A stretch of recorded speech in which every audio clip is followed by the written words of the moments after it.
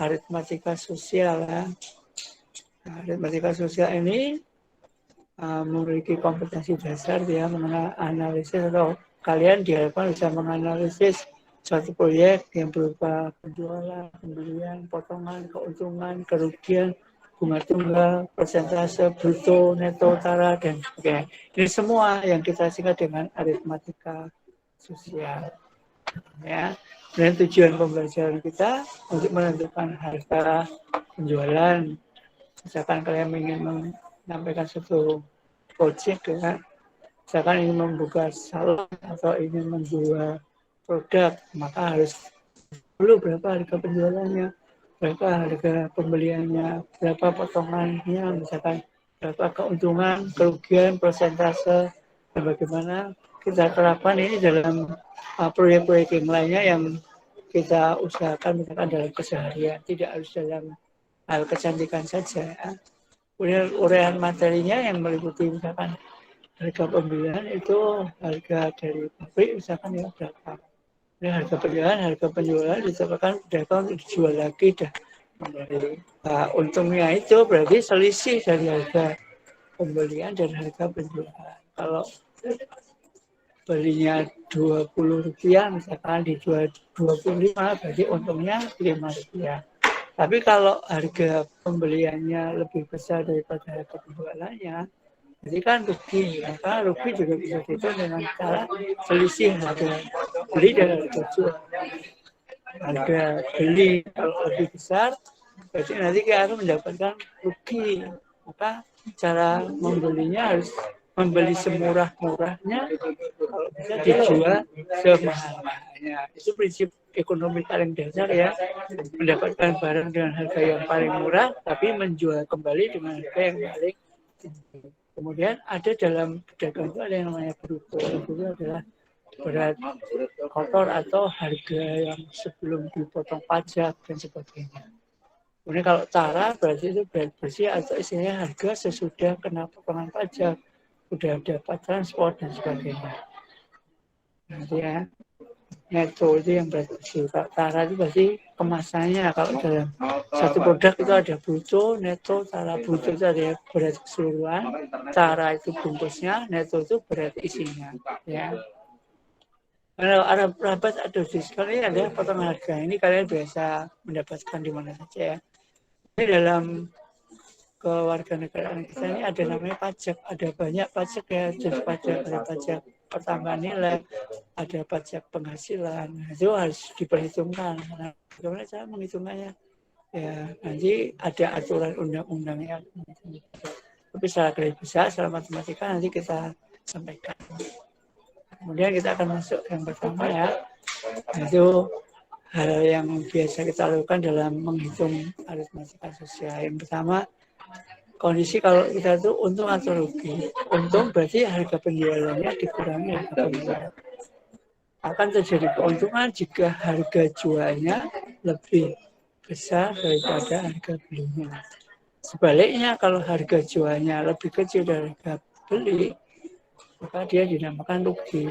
Jika nilai kerugian juga bisa dihitung dengan cara harga pembelian dikurangi harga penjualan. Kalau harga pembelian dikurangi harga penjualan itu berupa rugi, tapi kalau harga penjualan dikurangi harga pembelian itu menjadi satu keuntungan.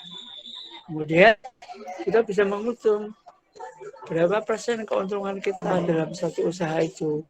Nah, itu dengan cara gimana? Besarnya untung tadi dibandingkan dengan harga belinya kali 1%. Demikian juga kalau rugi, maka rugi dibanding harga. Jadi perhitungan persentase untung yang rugi ini selalu dibandingkan dengan harga, bukan dengan harga jual. Ya, baik. Nanti soal-soalnya kita akan terangkan di bawah. Kemudian yang perlu kalian ketahui adalah tentang bruto, netto, dan neto ya. Jadi kita lihat bahwa bruto itu adalah berat bersih ditambah bungkusnya, atau kalau dalam perdagangan ya berat atau harga keseluruhan itu terdiri dari harga barangnya ditambah harga transport, tambah nilai pajak dan sebagainya, itu bisa dikatakan bruto. Nah, neto berarti kan kita cari dengan cara beras keseluruhan dikurangi kemasannya atau bungkusnya. Kalau dalam perdagangan ya berarti harga keseluruhan dikurangi nilai transportnya, nilai pajaknya, dan sebagainya. Itu harga barang yang asli. Begitu juga kalau cara berarti kan itu juga yang asli. Kemudian untuk menghitungkan bunga harian, bunga bulanan, bunga tahunan ini biasanya berdasarkan dalam perbankan ya. Kalau kalian dalam usaha itu bekerja sama dengan bank, ya sudah ada perhitungan tersebut. Cuma secara singkat kita ini, kalau bunga harian berarti banyaknya hari menabung kali persentase bunganya kali modalnya. Misalkan saya menabung 1 juta gitu ya, bunganya 1%. Nah, misalkan 1% ini sehari atau 30 hari 1%, tinggal dikalikan aja nanti. Jadi kalau 1% itu 1 bulan, berarti nanti perhitungan kalau sehari berarti tambahnya 1/30 kali 1% kali 1 juta. Ya. Kalau 12 bulan ya tinggal dikalikan. Kalau bulannya bulanan ya tinggal dikalikan banyaknya bulan kali persen. Nah, kalau tahunan juga demikian. Nah, biasanya dalam perbankan ini ada bank-bank yang menawarkan bunga harian, ada bunga bulanan, ada bunga tahunan. Kalian bisa memilih. Tapi di samping kita dapat bunga, baik itu kalian pinjam modal maupun menabung, ada yang kalian selesaikan karena kita di negara hukum yang ada dasar hukumnya itu ada PPh, ada PPN. PPh itu adalah pajak penghasilan. Jadi apapun yang kalian hasilkan akan kena pajak berapa persen pajaknya, nanti ada aturan undang-undangnya, nanti kita bisa lihat ya. Misalnya ke izin pajak atau nanti minta diperhitungkan. Kalau sudah tahu berapa persennya itu matematikanya menghitungnya akan mudah. Dia juga ada PPN, pajak pertambahan nilai. Jadi pajak pertambahan nilai itu harga sebelumnya pajak kita PPN-nya. Itu berapa harga kalau kita mau beli satu barang misalkan di mall, misalkan harga sebenarnya misalkan 25.000, tapi kena pajak misalnya 2.500, sehingga harga barang itu bisa menjadi 27.500. Berarti harga sebenarnya 25, PPN-nya 2.500. Ya, biasanya PPh PPN ini rata-rata sekitar 15%. Nah, tergantung kalau pegawai negeri, nah itu golongan makin tinggi, pajaknya makin tinggi. Ya. Baik, kita akan lanjutkan dengan contoh perhitungan. Ya. Nih, misalkan nih sebuah toko kue manis. Ini bisa kalian terapkan misalkan di kalau kalian ingin buka salon, ingin misalnya usaha apalah, misalnya bikin kue atau buka toko kelontong, bisa kalian hitung dulu apa yang harus kalian persiapkan beli. Saya kasih contoh ya, toko kue ini ingin menjual beberapa macam tepung dengan harga seperti ini. Nah, tepung ini ada grosir tentang tepung. Ini tepung terigu. Jadi ini kan semuanya harga beli. Kemudian harga belinya misalkan mau beli berapa kilo kita perhitungkan dulu. Ya. Nah, kalau sudah diperhitungkan, ini berarti kita ingin menentukan berapa untung kita yang jual. Ya. Kemudian kalau sudah kita baru bisa menyelesaikan.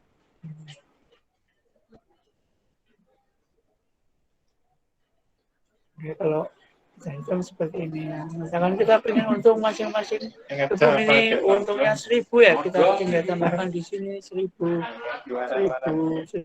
berarti harga jualnya menjadi 13, 17, 16, 11. Nah, berapa persen itu contoh kedua misalkan ini Andi membeli telur. Jika yang mau dijual dengan harga 400.000, kemudian dijual kembali dengan harga 22.000 per kilogram, ternyata sekitar rusak, jadi harus dijual kembali. Dapatkah saya menentukan untung atau rugi besar tersebut dan berapa besarnya? Kita tetap harus bandingkan dulu harga belinya berapa, harga belinya 400.000. Berapa kilo itu? 20 kilo. Berarti 1 kilonya bisa kita bagi 20. Tapi karena yang 1 kilo rusak, maka kita kalikan ya 19 ini, 19 kali harga jualnya tadi 19, jadi totalnya 418. Harga belinya 400, harga jualnya 19 kali 22. Ini harga jualnya. Kenapa kok 19? Padahal tadi belinya kan 20.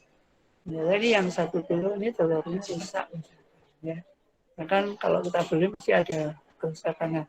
Itu harus kalian perhitungkan. Kalau misalnya kalian membeli alat, berarti itu ada nilai penyusutan. Karena harga dulu alatnya 2 juta, tapi setahun kemudian kan harganya turun ya. Jangan menjadi 1.500.000. Jadi nilai penyusutannya itu 500.000 tiap tahun. Nah, itu nanti bisa kan. Kalau kita mau menghitungkan berapa kita akan mencapai keuntungan keseluruhan dalam usaha, itu ada namanya perhitungan break even point. Titik di mana kita ini impas kembali modal. Kemudian sisa dari kembali modal itu merupakan keuntungan bersih. Jadi kita akan lanjutkan kalau kita bisa. Kemudian ya, jadi kalau udah ketemu harga beli, harga jual, tinggal dikurangkan, berarti untungnya kan 18.000. Ya. Ini saya kasih contoh yang ketiga. Ya. Ketiga, ini misalkan kita mau usaha kue cake ya, atau ini brownies ya. Dia mendapat pesanan 20 brownies untuk pembelian semua bahan, jadi bahannya menghabiskan 450.000. Kemudian hasilnya 20 kotak brownies mendapatkan uang 600.000. Berapa kita harus menjualnya 1 kotak browniesnya. Jadi beli harga jual. Ini kalau produksi AC harus diperhitungkan berapa biaya produksinya. Ini misalkan ini semua ini sudah termasuk harga produksi, harga bahan, itu semua udah di sini ya. Terus ternyata dijualnya mendapatkan uang 600.000. Berapa harganya jualnya? Maka harganya 450, harga penjualannya 16.000. Jadi 20 kue brownies 600.000 juga 20 ketemu 30. Sehingga harga kue brownies itu 1 kotaknya ini 30.000. Supaya kita mendapatkan untung 150.000. Berapa persen itu? Ya, kita bisa ini. Ya. Dan ini contoh keempat, itu silakan nanti dibaca sendiri. Kemudian proyek yang kalian harus kerjakan. Ya.